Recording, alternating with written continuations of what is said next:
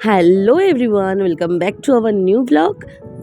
দিনটা ছিল সোমবার, আমার ছুটির দিন। আর আমার ছুটির দিনে আমার কর্তামশাইও ছুটি করে। খুব মজা না? পুজো তো চলেই এসেছে, এখনো অবধি কেনাকাটা করে উঠতে পারিনি, তাই দুজন মিলে চলে গেছিলাম একটু কেনাকাটা করতে। আর আজকে একটু আমি আমার বাড়িতেও যাব। পুজো পুজো আসছে, এইটাই বেশ আনন্দের। যখনই চলে আসে তখন বলবো এ বাবা ফুরিয়েই গেল দিনটা। আর ছোটোবেলার পুজোটাকে ভীষণই মিস করি। এখন যখন পুজোর সময় সবাই ঘোরাঘুরি করে আর আমাদেরকে ডিউটি যেতে হয়, তখন মনটা সত্যি খুব খারাপ লাগে। আজকে চলে গেছিলাম দেবীগড়ের যে জুডিও, ঠিক তার পাশেই স্টাইল বাজার ওপেনিং হয়েছে, সেই স্টাইল বাজারে চলে এসেছি। স্টাইল বাজারে এবার চলো শপিং করা যাক।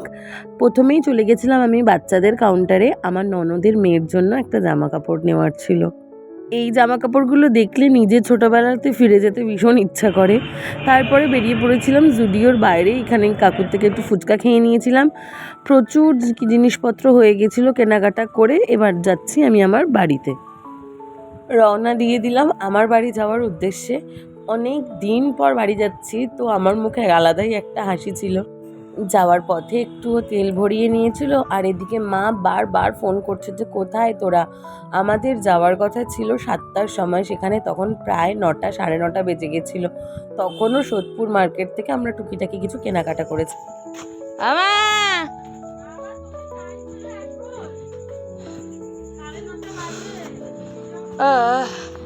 আমি আসবো জেনে বাবা মোমো, চপ, ঘুগনি এই সমস্ত কিছু এনে রেখেছিল। দুই অরিজিৎ পাশাপাশি, ছোট অরিজিৎ বড় অরিজিৎ। মুখটা গরম করছিস কেন?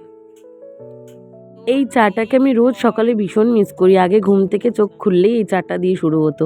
তো চলো, মা এবার আমার জন্য যা যা কিনেছে সেগুলো দেখাতে নিয়ে বসেছিল। প্রায় 2 ব্যাগ জামা কাপড় আমার জন্য কিনে দিয়েছে, আমার বরের জন্যও দিয়েছে।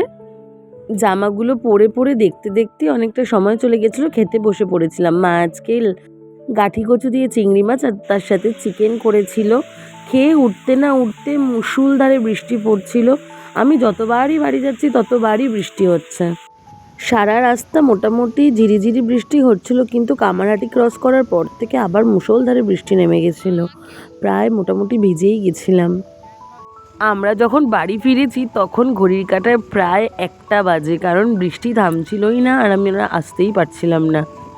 চলে এসেছি প্রায় বাড়ির সামনেই। সারা রাস্তাতে আলো লেগে গেছে, এত সুন্দর লাগছিল গলিগুলো। আমি শুধু ভাবছি যখন আমি ষষ্ঠী আর নবমীতে ডিউটি যাব, এই রাস্তাগুলো দিয়ে লিটারালি আমি মনে হয় কাঁদতে কাঁদতে যাব।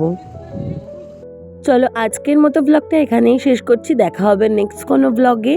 ভিডিওটা ভালো লেগে থাকলে লাইক, কমেন্ট, শেয়ার করো। চ্যানেলে নতুন হয়ে থাকলে ডু সাবস্ক্রাইব। ফেসবুক পেজ থেকে দেখে থাকলে পেজটাকে ফলো করে দিও। সবাইকে জানাই শারদীয়ার প্রীতি ও শুভেচ্ছা। সবাই পুজো মজায় কাটিও, ভালোভাবে কাটিও। টাটা।